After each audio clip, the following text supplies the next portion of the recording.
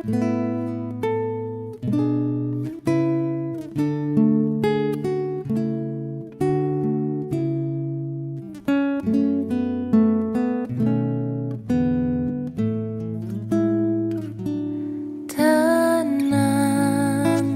kini hatiku, Tuhan memimpin langkahku di tiap saat dan kerja. Tetap ku rasa tangannya. Tuhanlah yang membimbingku, tanganku dipegang teguh. Hatiku berserah penuh, tanganku dipegang teguh. Selamat pagi saudara-saudaraku dalam kasih Kristus Yesus. Sebelum kita memasuki renungan pagi, terlebih dahulu marilah kita berdoa.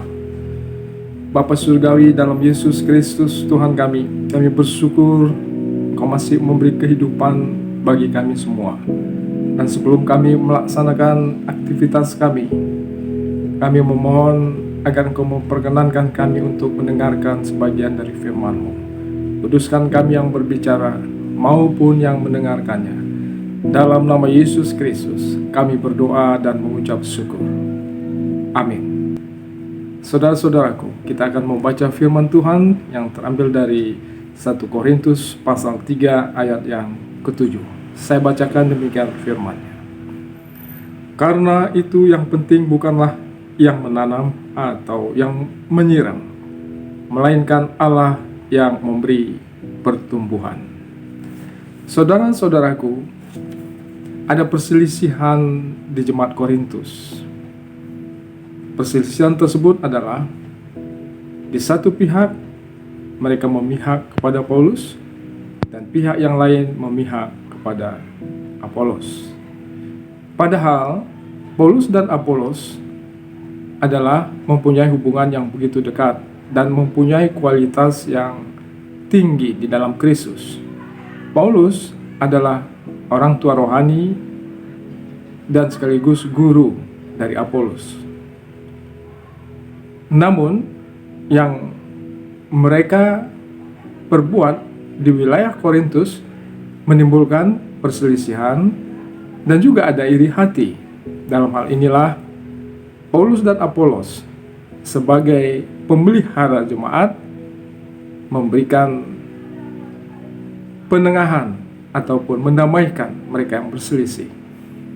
Paulus dan Apolos mengatakan bahwa mereka ini adalah diibaratkan seperti penanam dan penyiram. Paulus sebagai penanam, Apolos sebagai penyiram. Dan yang penting di antara keduanya adalah yang menumbuhkan, yakni yang menunjuk pada Allah. Jadi Allah lah yang paling penting di antara semuanya. Karena tanpa Allah yang menumbuhkan, maka percumalah sekalipun ditanam maupun disiram. Dalam peran sebagai pemelihara, saudaraku, apa yang sudah tumbuh, yakni jemaat yang sudah ada, maka si pemelihara ataupun yang disebut dengan gembala pada zaman sekarang yang menunjuk pada penatua, diaken dan para pendeta, mereka ini adalah pemelihara apa yang sudah ditumbuhkan oleh Allah, pemelihara jemaat. Sehingga Paulus sebagai dan Apolos sebagai pemelihara pada saat itu memberi penggembalaan kepada jemaatnya, karena Paulus melihat ada iri hati dan perselisihan. Dan Paulus mengatakan dengan adanya perselisihan dan iri hati ini, itu menandakan bahwa jemaat tersebut belum dewasa atau masih kanak-kanak, atau disebut juga sebagai Kristen duniawi yang belum sampai pada tingkat kedewasaan kekristenan, atau yang disebut dengan Kristen rohani. Ciri-ciri Kristen anak-anak itu adalah menunjuk pada adanya perselisihan dan iri hati. Perselisihan itu berarti bahwa ada pro dan kontra. Yang satu memihak kepada Paulus, yang lain memihak kepada Apolos. Iri hati ini adalah juga mempunyai perasaan yang tidak senang terhadap yang lain. Misalnya, ketika Paulus berhasil dalam pengajaran, maka pihak Apolos merasa iri hati, dengan kata lain tidak menghadiri pengajaran yang dilakukan oleh Paulus. Demikian pula sebaliknya. Padahal mereka mempunyai kualitas yang sama, punya hubungan yang dekat sekali, yang menanam ataupun yang menyiram ini. Tapi jemaat yang menilainya berbeda. Nah, inilah yang menunjukkan bahwa jemaat tersebut belum sampai pada kepenuhan Kristen yang dewasa. Nah, saudara-saudaraku dalam kasih Tuhan Yesus Kristus, maka sebagai yang memelihara, Paulus dan Apolos bertugas untuk menyatakan bagaimana keadaan jemaat yang sesungguhnya, sehingga mereka sadar bahwa yang penting bukanlah soal siapa yang menanam dan menyiram, tapi yang penting adalah yang menumbuhkan. Dan apa yang sudah ditumbuhkan oleh Allah ini adalah merupakan tugas si pemelihara untuk memupukinya, menyianginya, dan menjaganya, sehingga yang sudah ditumbuhkan oleh Allah ini ataupun jemaat ini dapat berbuah. Dan buah itu dapat kelihatan dari adanya kasih, adanya perdamaian, dan adanya kerendahan hati.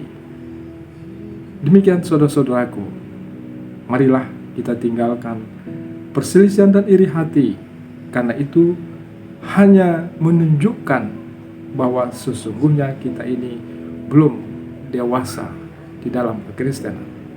Tapi biarlah kita menunjukkan kedewasaan kekristenan kita dengan mengubah iri hati dan perselisihan menjadi kasih, perdamaian, dan kerendahan hati. Demikian saudara-saudaraku, renungan pagi pada saat ini. Amin. Mari kita berdoa.